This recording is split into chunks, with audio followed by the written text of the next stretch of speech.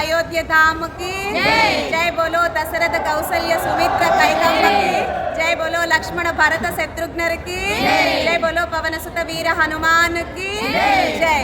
ఇప్పుడు మనం ఏ ఆస్థానంలో ఉన్నాము అంటే అయోధ్య మా నగరంలో ఉన్నాము. ఒకసారి ఆలయానికి కోయిలకి రాగానే అని అరగంట సేపు ఇట్లానే ఉన్నా నేనైతే.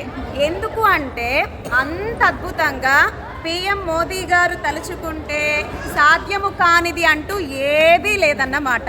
అంత అద్భుతంగా ఇంత కట్టడాలు అసలు మనం ఎక్కడా చూడాల. నిజంగా రామచంద్రుడు రాజా.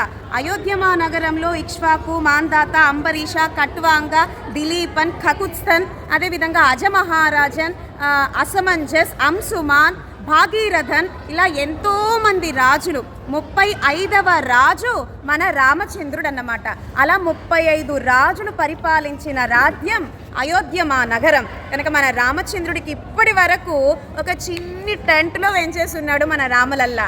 అలాంటి రామచంద్రుడికి ఇంత అద్భుతమైన ఆలయం. నిజంగా రామ దర్బార్ అంటే రామ దర్బారే అన్నమాట. నభూతో న భవిష్యత్. మన కళ్ళు ఉన్నందుకు ప్రయోజనం, రామచంద్రుడికి రామలల్లాని సేవించడం నేత్రాలు ఉన్నందుకు ప్రయోజనం. అందులో మేము సాయంత్రం సమయంలో వచ్చాము. అంత లైటింగ్ అన్నమాట. మనకి ఇలా స్టెప్స్ ఉంటాయి. పైన చూస్తే 5